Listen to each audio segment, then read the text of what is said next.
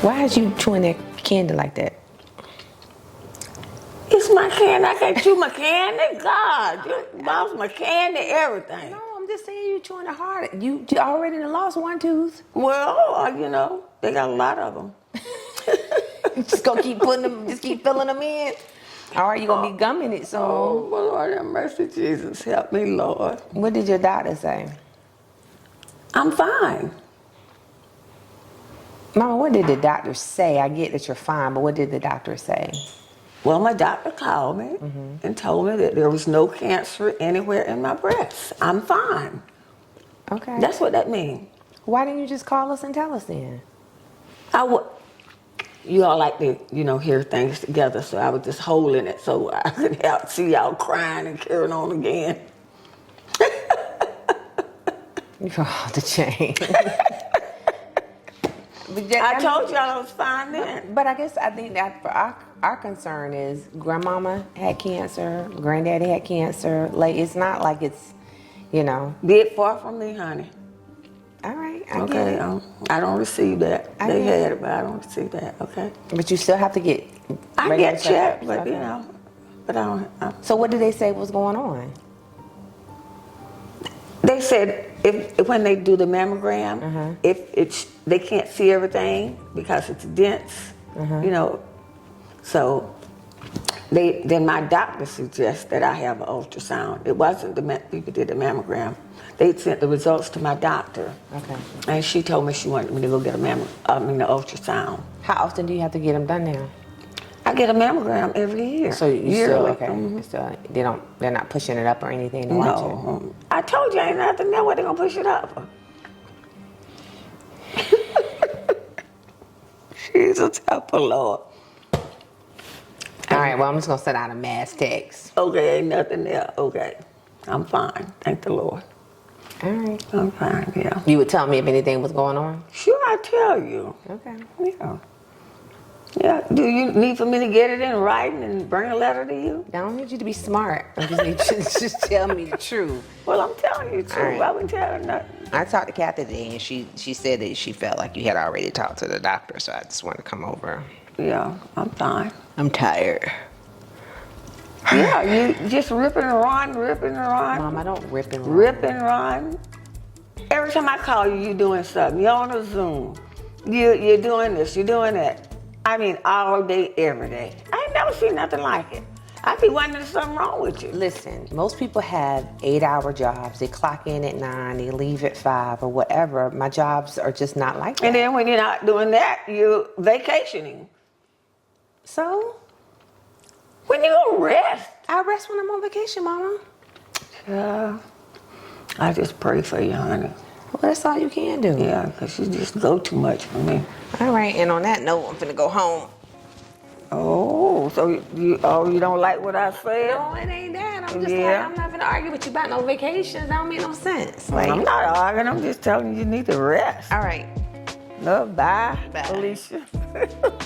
My mom is something else. So when she's going through medical stuff, she's very discreet, and I think she just kind of, knows that we can be a bit much, but for me, I mean, she's getting older, so I always want her to, take care of herself. I want her to feel good in her latter years. I don't want her in a bunch of pain or sickness. I don't want any, traumatic experience for her to happen. So I probably am very, what's going on, how are you doing? But it's not that I'm just trying to be overbearing. I just want to know. And so sometimes she can just be a little funny acting when it comes to those kind of things, but I don't pay her any mind. Anybody else need to have trouble raising their mamas? I'm at that point in life right now.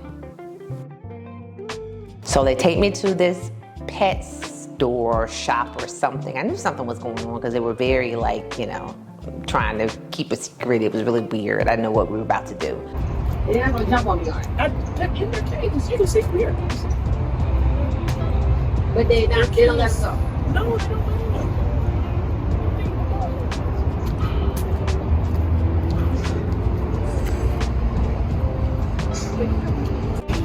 Good. we go in, and it was some really cute puppies. One of them I kind of fell in love with because it didn't bark, it didn't bite, it didn't do anything. And I was like, if I'm gonna get a dog, this is the dog I need. But dang, dogs are expensive. Like, most of the dogs in there were like $3,000 or higher. And I'm like, yo, I don't like no dog like that.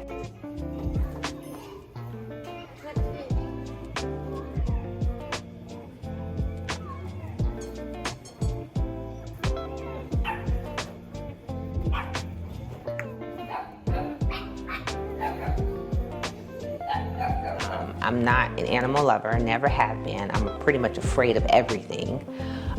Where we live, there's alligators in our backyard, so that's enough for me.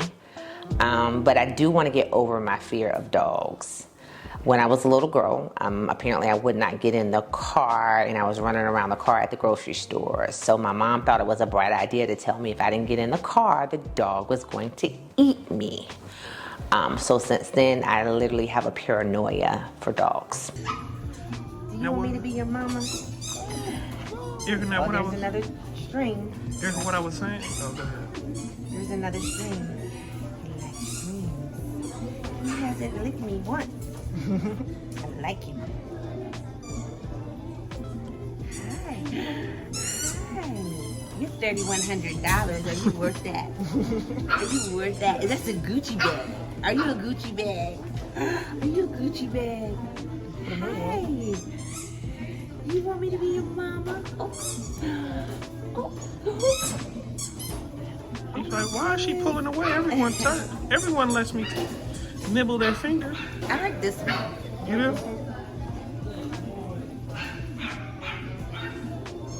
Like I said, this one was cute. So considering, we'll see. Like I said, I'm not really a dog fan.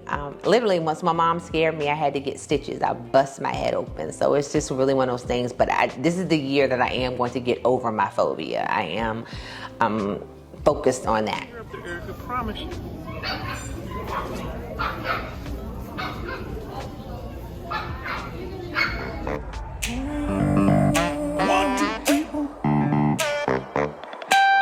So interesting enough, as I began to promote being at the Essence Festival, I got a private message from someone who was actually close friends with my sister Shay. And I knew of her, but I didn't personally know her. And she just asked me did I know a young lady named Sabrina McKenzie, a powerhouse in all industries. And she said she wanted to connect us two. And she told me that Sabrina was going to be having a wealth roundtable, and she would have loved for me to be a guest on the table. So I agreed. I ended up speaking with Sabrina within 24 hours. The conversation went really well. And then she asked again, would I be one of the panelists on her wealth table? It was for a millionaire's table, and I said, sure, I would love to. And when we got there, everything was absolutely phenomenal. I mean, it was first class all the way.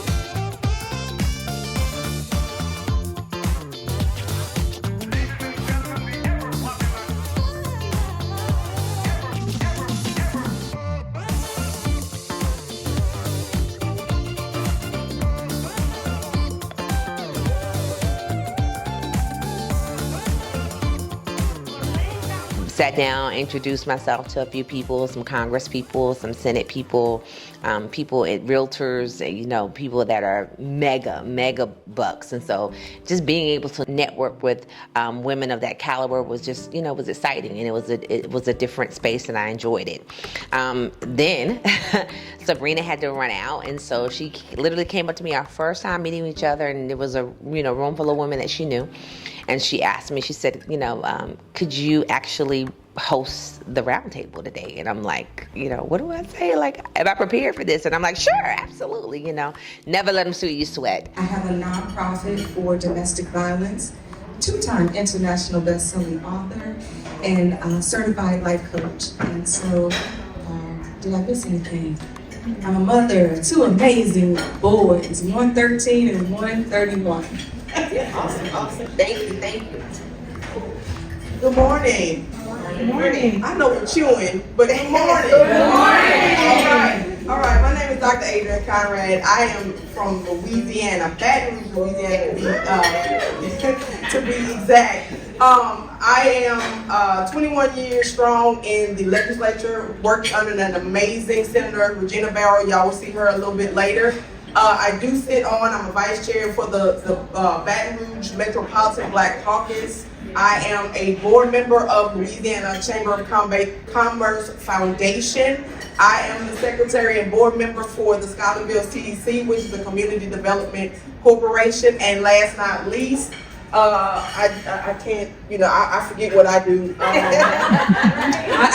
on the board as foundation developer for the Baton Rouge Black History Museum that will be coming soon in Baton Rouge. That'll have like the Black Bus boycott when TJ Jefferson was handling business for Baton Rouge at the time when they said don't get on the bus. Also, I am an author of cookbooks. I'm not like you beautiful women. I do have a health and wellness company called A. Conrad Fitness. I'm not a multi-million dollar, I'm a thousandaire. So yeah, we gotta start somewhere. We gotta take a few nails before we become millionaires. So again, I'm excited to be here because it was last minute and it was such a pleasure to help Apostle Sabrina to get some of the things done here. So if you see me roaming, if you see me not saying anything, it's because I'm taking in all of this beautifulness that's going on today. So again, I'm glad to be here. You multi-million dollars. And I'm going to talk about that a little bit later, about neuroplasticity, about rewiring your brain. And when you go through stuff and you fall, know that you can get back up. And I think that was the biggest thing for me. Love it, love it. Somebody needs to hear that. Thank you. Yes. Amen. So even as we're talking and we're sitting here, I know some people still saying, but how do I get started? How do I bounce faster? What does that look like? One thing will fail, you have to have a backup, just basic. I'm not gonna say common sense, but basic sense. You just have something to have a backup. It's okay to have a plan B. It's okay to have a plan C because but make sure with those A, B, C, and D's that they line up with A. Okay, so you won't have to be all over the place. But other than that, the way that you broke it down, that makes sense. Biblically, it tells us to have that, so we can prepare for whatever may happen on any occasion. Like I said, the pandemic taught us. It really taught us. I lived off of safety because we could not go in the building. Even though I had, but half of my companies I had to go in touch. I had to be in the presence of people. So I had to learn how to take everything on the computer screen. So even as women, sometimes even, from years ago, the man was the breadwinner. He went out and we took care of the families at home. And my husband's in the house today. Shout out to my husband for thank you for being here. My bonus son, he's not here, but it's one of those things that having that family support and that dynamic to support you and your dreams also, ladies. And I know we have some young ladies in here too. When y'all go out and you're looking for that spouse and that mate, you make sure that they are in line and on one accord with your dreams and vice versa, so that y'all can build empires together. If their mindset is this way and I don't want to do this and I don't want to do that, but then your mindset is a hungry go-getter, whatever, you won't have some issues. So you got to have that support and that circle and that family to support your dreams and your visions. But multiple streams of income, even though you're planning to go to college or you're planning, I want to get into this field, you start again, like she said, have them all connected. Yes, you start off with real estate, but then what can that turn into? You don't know the divorce, you don't know the sacrifices, you don't know the bankruptcy, you don't know the financial woes. And so understand that sometimes too, somebody's going through something right now in this room and you're trying to figure out why. The reason is that it's pushing you into your purpose. Yes. You literally don't understand it today, but you can look back 5-10 years from now and be like, I remember when this happened. Literally, in 1995, I went through a divorce and I moved here, moved to Slidell, Louisiana. I was running some branches here in the New Orleans area. And 2 months after I moved here, Hurricane Katrina happened. Not even 2 months, Hurricane Katrina happened. And so I had just got the position and I was like, what in the world? I done got a divorce. I'm about to lose my job. From that divorce, from that business, from that bankruptcy, you can bounce back. Talk about that a little bit later, about neuroplasticity, about rewiring your brain. And when you go through stuff and you fall, know that you can get back up. And I think that was the biggest thing for me. This right here is our headquarters chapter, our Baton Rouge chapter that's representing today. We mentor young ladies ages, well now 9 to 19 years old. It was 10 to 19, but so many parents wanted their daughters in the organization, so we went ahead and stretched it on down. And so what we do is we've been around, we just celebrated 10 years. And so we were on the Today Show. So the Today Show featured our organization for the work that we have been doing. And yes, believe me, it takes a lot of work to just get to the point. I just love what you all were saying as far as like, you don't know this, it was some struggles to where now we can say, hey, here's the blueprint to the chapter that you can start. Because I done did the legwork. Because Dana done did the legwork for you. And so our girls, we meet, it's a consistency that we do. That's what makes our organization great. That's what makes our organization great and stand out. We meet consistently every week. We do tons of things. And the girls, they don't leave the organization. They start at 9 and they stay till what age, Jaja? I'm 22. And so they become JCL, so they're junior club leaders, and so they take lead and they start, because we teach them leadership. So leadership, life skills, value, everything that you talked about. I was just sitting there like, wow, should I do it? I was very interested with some people there from Love and Hip Hop, some authors there. So a great crowd, even some people that I'm able to network with because I'm interested in starting a girls program, young girls program. And so I met some people that have already started their programs in Detroit and throughout Texas. So I'm excited about that. Next week on Eara's Girls. So disorganized, and we were told 2 people per booth at different hours. So it'd be 2 authors at specific times, but this time they set up 4 authors and they didn't even have a table. They sent somebody here with a fold-up table. We better get it together, because I don't play. Get the details so that I can have all of my information legally.